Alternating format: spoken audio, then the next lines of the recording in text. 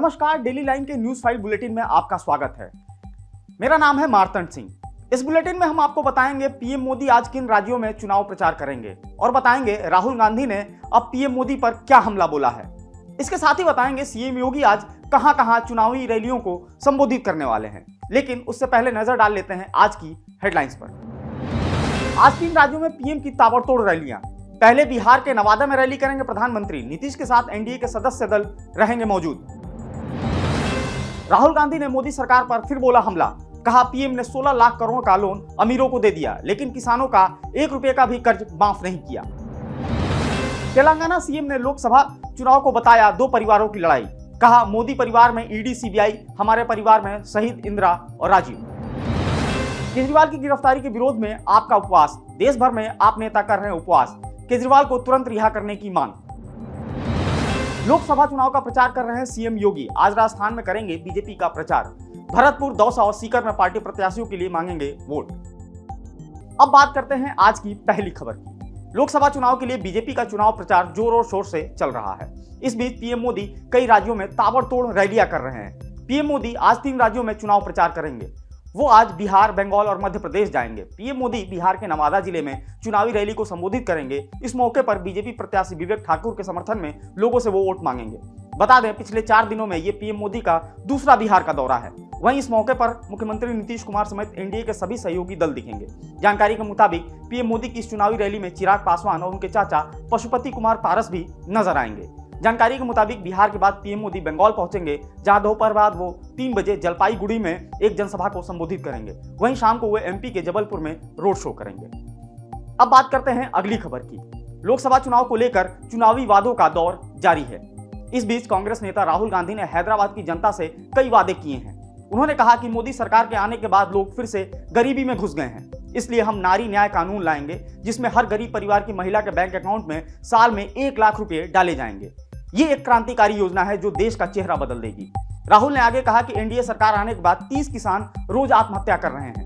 PM Modi ने 16 लाख करोड़ का loan देश के अमीरों को दे दिया है। किसानों का 1 रुपए का कर्ज भी माफ अभी तक नहीं किया गया है। वहीं तेलंगाना के मुख्यमंत्री रेवंत रेड्डी ने कहा कि कांग्रेस एक परिवार है। मैं राहुल गांधी को बताना चाहता हूं कि आने वाला चुनाव सिर्फ एक चुनाव नहीं बल्कि 2 परिवारों के बीच का युद्ध है। एक तरफ गांधी का परिवार है तो दूसरी तरफ पीएम मोदी का परिवार है। पीएम मोदी के परिवार में ईवीएम, ईडी, सीबीआई और इनकम टैक्स है। वहीं हमारे गांधी परिवार में शहीद इंदिरा गांधी, शहीद राजीव गांधी, पीएम की कुर्सी कुर्बान करने वाली सोनिया गांधी हैं। लाखों कांग्रेस कार्यकर्ता भी हमारे परिवार में हैं। अब बात करते हैं अगली खबर की। हिमाचल प्रदेश से राज्यसभा चुनाव हारने के करीब 40 दिन बाद कांग्रेस नेता अभिषेक मनु सिंघवी हाईकोर्ट पहुंचे हैं। उन्होंने कोर्ट में याचिका दाखिल कर ड्रॉ के जरिए विजेता घोषित करने के चुनाव अधिकारी के फैसले को चुनौती दी है। बता दें कि 27 फरवरी को हुए चुनाव में ड्रॉ ऑफ लॉट्स नियम के चलते विजेता घोषित किया गया था, जिसके चलते भाजपा उम्मीदवार हर्ष महाजन जीत गए थे। इस चुनाव में हर्ष और सिंघवी दोनों के 34 वोट थे। वहीं अब सिंघवी ने हाईकोर्ट में अपनी याचिका दाखिल की है। अभिषेक मनु सिंघवी ने ड्रॉ ऑफ लॉट्स प्रक्रिया पर सवाल उठाते हुए कहा कि ऐसा दुनिया में कहीं नहीं होता है। आप पुरानी परंपरा और प्रथाओं को उठाकर देख लें। जब भी 2 लोगों के बीच कोई मुकाबला होता है और लॉटरी से नाम निकालें तो जिसका नाम बाहर आए उसे विजेता होना चाहिए। अगली खबर की अगर बात करें तो दिल्ली के मुख्यमंत्री अरविंद केजरीवाल की गिरफ्तारी को लेकर आम आदमी पार्टी लगातार विरोध कर रही है। इस बीच आज देश भर में आप नेता उपवास कर रहे हैं। पार्टी के बड़े नेता दिल्ली के जंतर मंतर पर उपवास कर रहे हैं। वहीं देश के अन्य हिस्सों में भी कार्यकर्ता उपवास कर केजरीवाल की गिरफ्तारी का विरोध जताएंगे।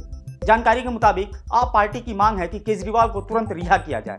ईडी ने उन्हें झूठे मुकदमे में फंसाया है। वहीं आप सांसद संजय सिंह तिहाड़ जेल से बाहर आ चुके हैं। इस बीच उन्होंने जेल के अंदर की अपनी आप बीती बताई। उन्होंने कहा कि तिहाड़ जेल में शुरुआती 11 दिन बहुत मुश्किल थे। वो एक छोटी सी कोठरी में बंद थे। उन्हें बाहर निकलने या किसी से बात करने की भी इजाजत नहीं थी।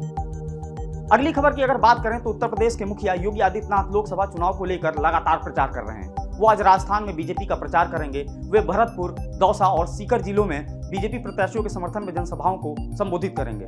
वहीं रक्षा मंत्री राजनाथ सिंह भी राजस्थान में अपना चुनाव प्रचार करेंगे। वो बीकानेर और झुंझुनू में सार्वजनिक सभा करेंगे। वहीं भाजपा अध्यक्ष जेपी नड्डा रविवार तमिलनाडु के विरुद्धनगर में एक रैली को संबोधित करेंगे और त्रिचुरापल्ली में रोड शो करेंगे। अब बात करते हैं अगली खबर की। देश के 14 राज्यों में बारिश और 8 राज्यों में हीट वेव की संभावना है। मौसम विभाग के मुताबिक केरल, कर्नाटक, महाराष्ट्र, मध्य प्रदेश, तेलंगाना, उड़ीसा, बिहार, छत्तीसगढ़ समेत कई इलाकों में बारिश हो सकती है। वहीं गुजरात, गोवा, कर्नाटक, केरल, तेलंगाना, आंध्र प्रदेश, तमिलनाडु और पुडुचेरी में लू का असर रहेगा। जानकारी के मुताबिक इन राज्यों का तापमान 43 डिग्री तक पहुंच चुका है। सबसे ज्यादा टेम्परेचर 44.5 डिग्री आंध्र प्रदेश के नंदयाल में दर्ज किया गया है। आज के न्यूज फाइल बुलेटिन में फिलहाल इतना ही। फॉलो करते रहे हमारे डिजिटल प्लेटफॉर्म डेली लाइन को।